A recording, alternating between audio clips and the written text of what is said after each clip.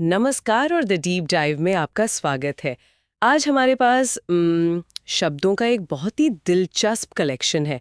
अक्सर हम एक शब्द का एक ही मतलब जानते हैं, लेकिन उसके सिनोनिम्स हमें उसकी गहराई दिखाते हैं, उसके अलग-अलग शेड्स। अच्छा। जैसे नष्ट करना सुनने में एक सीधा-साधा शब्द लगता है, हाँ। लेकिन जब आप उसके समानार्थक शब्द देखते हैं, एनिहिलेट, डिमोलिश, इरेडिकेट, तो आपको उस विनाश की असली ताकत का एहसास होता है।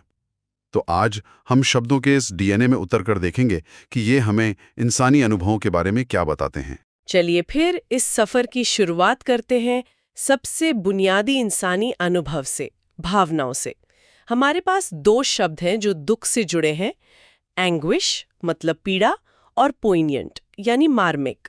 मुझे हमेशा लगता था कि ये कमोबेश एक ही बात है बस। हाँ, कि पोइनियंट थोड़ा ज्यादा काव्यात्मक लगता है। बिल्कुल, बस वही। क्या इनमें सिर्फ इतना ही फर्क है? ये एक बहुत आम गलतफहमी है, पर इनके बीच का जो अंतर है वो बहुत गहरा है। देखिए, एंग्विश एक बहुत ही व्यक्तिगत अंदरूनी दर्द है, गंभीर मानसिक या शारीरिक पीड़ा। हम्म। इसके समानार्थी शब्द हैं एगनी और सॉरो। ये वो दर्द है जो आप खुद महसूस करते हैं, आपके अंदर उठता है। ठीक है। लेकिन पोइनियंट वो कुछ और है। इसका मतलब है उदासी जगाने वाला। ये वो एहसास है जो आपको किसी और चीज को देखकर होता है, कोई पुरानी तस्वीर, कोई फिल्म का सीन या किसी की कहानी सुनकर। अच्छा। इसके समानार्थी शब्द हैं टचिंग या डिस्टर्बिंग। तो कह सकते हैं कि एंग्विश एक सीधा अनुभव है, जबकि पोइग्नेंट एक प्रेरित अनुभव है। वाह। एक आपका अपना दर्द है, दूसरा वो दर्द जो दुनिया आप में जगाती है। अच्छा, तो एक दर्द वो है जो आप झेलते हैं और दूसरा वो है जिसे आप महसूस करते हैं। ये फर्क तो बहुत बड़ा है। इसी तरह गुस्से के लिए भी स्रोत में एंगर के साथ फ्यूरी और एनरेज जैसे शब्द दिए हैं। यहाँ भी सिर्फ शिद्दत का फर्क है या कुछ और भी है? यहाँ शिद्दत ही मुख्य फर्क है, लेकिन वो शिद्दत पूरी कहानी बदल देती है। एंगर एक सामान्य मानवीय भावना है, एक रिएक्शन। लेकिन फ्यूरी वो क्रोध है जिसमें इंसान का खुद पर मतलब काबू नहीं रहता, वो अंधा हो जाता है। राइट। और एनरेज वो क्रिया है, वो चिंगारी है जो किसी के अंदर फ्यूरी की आग लगा देती है। तो ये सिर्फ 3 शब्द नहीं है, ये एक पूरी प्रक्रिया है, एक भावना, उसकी चरम अवस्था और उसे भड़काने वाला एक्शन। एक मिनट, जब हम इन नेगेटिव भावनाओं की बात कर रही हैं, तो मुझे स्रोत में कुछ बहुत ही पॉजिटिव शब्द भी दिख रहे हैं। स्पिरिटेड यानी ऊर्जावान और स्पंकी मतलब हिम्मती। हाँ। और यहाँ एक बहुत दिलचस्प बात मैंने अभी नोटिस की। क्या? स्रोत के अनुसार इन दोनों का एक कॉमन सिनोनिम है, हाँ। एंथुजियास्टिक मतलब उत्साही। ये महज एक संयोग तो नहीं हो सकता। बिल्कुल नहीं। और यही वो गहरी इंसाइट है जिसकी हम तलाश कर रहे हैं। ये कनेक्शन हमें एक बहुत शक्तिशाली मेंटल मॉडल देता है। अच्छा। ये बताता है कि हिम्मत और ऊर्जा दोनों का स्रोत उत्साह है। स्पिरिटेड होने का मतलब है ऊर्जा और संकल्प से भरा होना, और स्पंकी होने का मतलब है साहसी होना। लेकिन अगर आपके अंदर एंथुजियाज्म यानी उत्साह ही नहीं है, तो न तो आप में सच्ची ऊर्जा होगी और न ही मुश्किल समय में टिके रहने वाली हिम्मत आएगी। वाह। तो अगली बार जब किसी में ऊर्जा या साहस की कमी महसूस हो, तो शायद सवाल ये नहीं है कि वो डरपोक या आलसी है, बल्कि ये है कि क्या उसने अपने उत्साह का स्रोत खो दिया है। वाह। मतलब अगर हिम्मत बढ़ानी है तो वो काम करो जो तुम्हें उत्साह से भर दे। ये तो सोचने का पूरा नजरिया ही बदल देता है। देखिए कैसे भावनाओं के स्पेक्ट्रम से बात अब एक्शन पे आ रही है। बिल्कुल। और एक्शन की बात करें तो चलने के लिए भी हमारे पास 3 अलग-अलग शब्द हैं, स्ट्रोल, वॉन्डर और स्ट्रे। तीनों में इंसान चल रहा है, पर मंजिलें बिल्कुल अलग हैं। मंजिलें और उससे भी ज्यादा मकसद। जैसे स्ट्रोल में एक मकसद है और वो है आराम। आप इत्मीनान से मनोरंजन के लिए टहलते हैं। हाँ, जैसे शाम को पार्क में। बिल्कुल। लेकिन वॉन्डर और स्ट्रे में मकसद गायब हो जाता है। आप एमलेस यानी बेउद्देश्य घूम रहे हैं। पर यहाँ भी एक बारीक फर्क है। वॉन्डर करने में एक तरह की आजादी, एक खोज का एहसास हो सकता है। जैसे कोई पहाड़ों में वॉन्डर कर रहा है। अच्छा। लेकिन स्ट्रे में अक्सर एक नेगेटिव भाव छिपा होता है। इसका एक समानार्थी होमलेस भी है। ओहो। ये रास्ते से भटक जाने, अपने घर या समूह से बिछड़ जाने का दर्द बयां करता है। एक कुत्ता जो स्ट्रे है, वो खोया हुआ है, अकेला है। तो एक में आजाद पंछी की तरह घूमना है और दूसरे में एक खोए हुए बच्चे की तरह भटकना। शब्दों का इतना छोटा सा चुनाव पूरी कहानी बदल देता है। और इस गति के बिल्कुल विपरीत छोर पर हमारे पास ठहराव है, स्टैग्नेंट और स्टैटिक। ये भी एक जैसे लगते हैं, पर मुझे शक है कि ये है नहीं। आपका शक सही है। दोनों का मतलब है गतिविधि की कमी, लेकिन उनके पीछे की भावना अलग है। स्टैग्नेंट पानी की कल्पना कीजिए, रुका हुआ, जिसमें काई जम गई है, जो सड़ रहा है। उसमें एक नकारात्मकता है। बिल्कुल, एक तरह का क्षय। लेकिन स्टैटिक ज्यादातर तटस्थ है, न्यूट्रल है।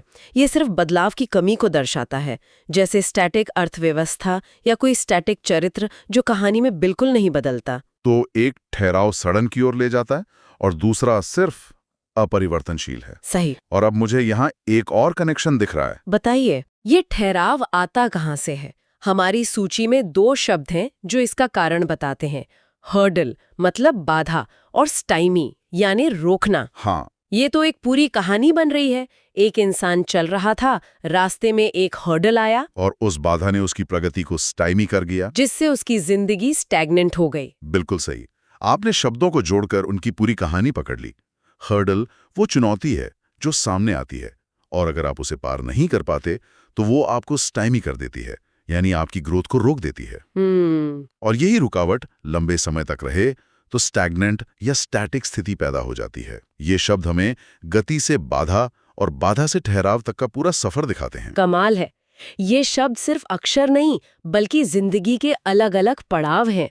चलिए, अब कुछ ऐसे शब्दों पर नजर डालते हैं जो हमारे दिमाग में एक बहुत स्पष्ट तस्वीर बना देते हैं, जैसे कोई पेंटर कैनवस पर रंग भर रहा हो। पहले कुछ सकारात्मक तस्वीरें देखते हैं। स्प्लेंडिड, ऑगस्ट और स्प्रूस। चकाचौंध करने वाली सुंदरता है। और ऑगस्ट, ये भी तो शानदार ही है। हाँ, लेकिन इसकी तस्वीर भव्यता की नहीं, गरिमा की है। इसके समानार्थी हैं मैजेस्टिक और डिग्निफाइड। अच्छा। ये किसी व्यक्ति या पद के सम्मान और गौरव की तस्वीर बनाता है, जैसे कोई ऑगस्ट सभा या कोई ऑगस्ट व्यक्तित्व। यह बाहरी चमक दमक से ज्यादा आंतरिक सम्मान की बात करता है। ये वो शांतिपूर्ण ताकत है जिसके सामने सिर झुक जाता है। और फिर है स्प्रूस। ये तो इन दोनों के सामने बहुत छोटा और घरेलू सा शब्द लगता है। और यही इसकी खूबसूरती है। स्प्रूस एक छोटी लेकिन बहुत सुखद तस्वीर बनाता है। ये मुझे मेरी नानी की याद दिलाता है। वो हमेशा कहती थी, कमरा स्प्रूस अप कर लो। हाँ। जिसका मतलब होता था कि बस चीजों को साफ सुथरा करके अपनी जगह पर रख दो। ये एक बड़े महल की भव्यता नहीं, बल्कि एक साफ सुथरे व्यवस्थित घर का सुकून है। सही बात है। तो ये 3 शब्द दिखाते हैं कि सुंदरता बड़े पैमाने पर भी हो सकती है और छोटे से कोने में भी। अब सिक्के का दूसरा पहलू देखते हैं, जहां शब्द एक बहुत ही बेचैन करने वाली तस्वीर बनाते हैं। हमारी सूची में एक शब्द है स्क्वॉलर, यानी गंदगी। ये सिर्फ गंदा होने से कहीं ज्यादा है ना? बहुत ज्यादा। स्रोत कहता है इसका अर्थ है गरीबी के कारण अत्यधिक गंदा और अप्रिय होना। इसका समानार्थी फिल्थीनेस है। ये सिर्फ धूल या मिट्टी नहीं है, ये वो गंदगी है जो लाचारी, गरीबी और उपेक्षा से पैदा होती है। ये शब्द इस्तेमाल करते ही दिमाग में चार्ल्स डिकेंस के उपन्यासों जैसी तस्वीर बनती है। हाँ, विक्टोरियन लंदन की अंधेरी बदबूदार गलियां। बिल्कुल, जहां गरीबी और बीमारी एक साथ रहती हैं। ये एक बहुत ही शक्तिशाली और पॉलिटिकल शब्द है। और फिर हमारे पास डिसेप्टिव, भ्रामक, और एरोनियस मतलब गलत हैं। ये भौतिक गंदगी की तस्वीर तो नहीं बनाते, पर एक तरह की वैचारिक या नैतिक गंदगी का एहसास जरूर कराते हैं। बिल्कुल। डिसेप्टिव धोखे की तस्वीर है, जहां सच को जानबूझकर छुपाया या तोड़ा मरोड़ा जाता है। एरोनियस गलती की तस्वीर है, जो शायद अनजाने में हुई हो, लेकिन है वो भी सच्चाई से भटकाव ही। सही। ये शब्द हमें याद दिलाते हैं कि भाषा सिर्फ भौतिक दुनिया ही नहीं, बल्कि हमारे विचारों और नैतिक सिद्धांतों की तस्वीरें भी बनाती हैं। और वो तस्वीरें भी उतनी ही असली और प्रभावशाली हो सकती हैं। तो हमने भावनाओं, गति और तस्वीरों की बात कर ली। अब हमारी कहानी के उस हिस्से पर आते हैं जहां ताकत का खेल होता है। हमारी सूची में कुछ बहुत ही शक्तिशाली क्रियाएं मतलब वर्ब्स हैं। एक शब्द है ओब्लिटरेट, मिटा देना। ये सुनने में डिलीट बटन जैसा लगता है, पर ये उससे कहीं ज्यादा है। इसमें जमीन आसमान का फर्क है। ऑब्लिटरेट का मतलब है पूरी तरह से नष्ट कर देना। इसकी असली ताकत इसके समानार्थी शब्दों में छिपी है। Annihilate, demolish, eradicate. ये शब्द किसी चीज को सिर्फ हटाने की बात नहीं कर रहे, ये उसके अस्तित्व की हर निशानी को उसकी याद को भी मिटा देने की बात कर रहे हैं। ओह, यह एक अंतिम क्रिया है जिसके बाद वापसी का कोई रास्ता नहीं बचता। यह इतिहास के पन्नों से किसी सभ्यता को मिटा देने जैसी ताकत है। इसी तरह की ताकत मुझे स्पर्न, ठुकराना और रिप्रोच, निंदा करना में भी दिखती है। लेकिन ये ताकत शारीरिक नहीं बल्कि सामाजिक और भावनात्मक है। किसी को स्पर्न करना सिर्फ नो कहने से कैसे अलग है? ये बहुत महत्वपूर्ण सवाल है। किसी के प्रस्ताव को मना करना एक सामान्य सामाजिक क्रिया है, लेकिन किसी को स्पर्न करने का मतलब है तिरस्कार के साथ अस्वीकार करना। इसका समानार्थी है डिस्पाइज यानी घृणा करना। अच्छा, बल्कि उस व्यक्ति को भी खारिज कर रहे हैं। ये एक बहुत ही क्रूर भावनात्मक हथियार है। और रिप्रोच, जिसका मतलब है असंतोष या निराशा व्यक्त करना, ये कैसे ताकत दिखाता है? ये अधिकार की ताकत दिखाता है। आप किसी को रिप्रोच तब करते हैं जब आप एक ऊंची नैतिक या सामाजिक हैसियत में होते हैं। इसके समानार्थी हैं बिरेट, डांटना, और एडमोनिश, फटकारना। जैसे एक बॉस अपने कर्मचारी को? बिल्कुल। या एक माता पिता अपने बच्चे को रिप्रोच कर सकते हैं। ये जताता है कि सामने वाले ने कोई उम्मीद तोड़ी है और आपको उसे सही गलत बताने का हक है। तो जहां ऑब्लिटरेट भौतिक शक्ति है, वहीं स्पर्न और रिप्रोच सामाजिक और नैतिक शक्ति का प्रदर्शन है। और इस पूरी शक्ति श्रृंखला को पूरा करने के लिए हमारे पास एक शब्द है सबमिशन, यानी समर्पण, जिसका अर्थ है अधिकार को स्वीकार करना। ये उस ताकत के सामने की प्रतिक्रिया है। एक तरफ रिप्रोच करने वाला है और दूसरी तरफ सबमिशन करने वाला। बिल्कुल, ये शक्ति के खेल का दूसरा पहलू है। ताकत का प्रदर्शन तब तक अधूरा है जब तक कोई उसे स्वीकार न करे। ये सारे शब्द मिलकर हमें शक्ति की गतिशीलता को समझाते हैं, कैसे ताकत का इस्तेमाल होता है और कैसे उसके सामने समर्पण किया जाता है। ये विनाशकारी हो सकता है, सामाजिक हो सकता है या व्यक्तिगत भी। हमने देखा कि कैसे शब्द हासिल करने यानी अचीव से लेकर मिटा देने ओब्लिटरेट तक, और सम्मान करने यानी वेनरेशन का एक रूप ऑगस्ट से लेकर तिरस्कार करने यानी स्पर्न तक का पूरा सफर तय कराते हैं। और इन शब्दों के बीच के बारीक अंतर को समझना सिर्फ हमारी भाषा को बेहतर नहीं बनाता, ये हमारी सोच को भी ज्यादा स्पष्ट और गहरा बनाता है। सही बात है। जब हम स्ट्रॉल, वंडर और स्ट्रे के बीच का फर्क जानते हैं तो हम दुनिया को ज्यादा बारीकी से देख पाते हैं और शायद हम खुद को और दूसरों को भी बेहतर तरीके से समझ पाते हैं। बिल्कुल।